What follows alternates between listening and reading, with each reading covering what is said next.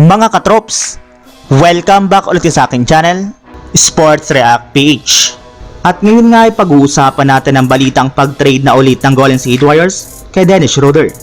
Pag-uusapan na rin nga natin dito sa ating panibagong video, ang balitang pagpapabalik ng Los Angeles Lakers kay Dwight Howard.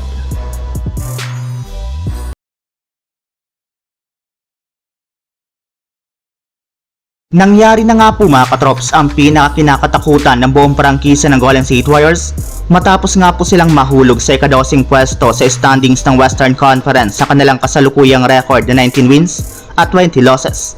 Ibig sabihin, hindi na nga po sila kasama pa sa playoffs at maging sa play-in tournament. At kung sakali man nga po na magpatuloy pa ang kanilang pagkatalo habang wala ang ilan sa kanilang mga key players, ay mapapako na nga po sila dito at mahihirapan na nga po silang makaangat pang muli sa standings ng West. At kahit man nga po kumpleto ang kanilang lineup ay hirap pa rin nga po talaga sila na makakuha ng panalo. Kaya ginagawa na nga po ng kanilang front office ang lahat ng posibleng paraan ngayon para mapa-improve at mapalakas ang kanilang lineup. At isa sa mga naungunang move na pinag-iisipan nga po nilang gawin ay ang pagkuha kay Nikola Vucevic mula sa Chicago Bulls.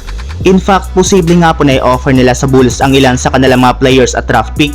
Maging ito man ang kanilang pinakabagong player na si Dennis Schroeder na magiging available na rin naman sa trade sa darating na February 5, isang araw bago ang trade deadline. Kita na rin naman nga po na hindi fit si Schroeder sa Warriors kaya habang may pagkakataon nga po sila, ay maaari nga po nila itong bitawan agad. Samantala, punta naman tayo sa ating sunod na pag-uusapan sa balitang pagpapabalik ng Los Angeles Lakers kay Dwight Howard.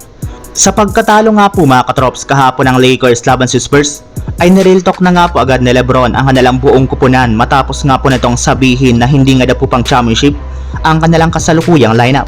At hanggat hindi pa nga po sila gumagawa ng isa pang bagong trade ay malabo nga po na makapag-compete sila ng maayos laban sa mga malalakas na contender.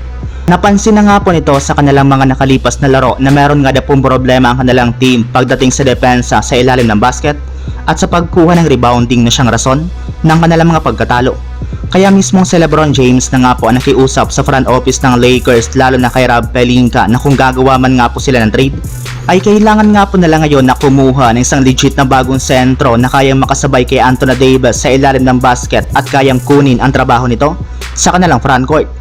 Pero hindi na rin naman nga po kailangan pa ng Lakers na kumuha ng bagong sentro sa trade dahil pwede rin naman nga po nalang bigyan ng 10-day contract si Dwight Howard bilang pansamantalang center habang hindi pa bumabalik si Christian Wood sa kanilang lineup.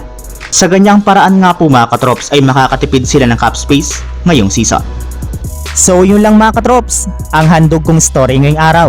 Sana nag-enjoy kayo, please like and subscribe my YouTube channel, Sports React PH para sa iba pang story at update patungkol sa NBA. Kita-kits muli sa ating susunod na video.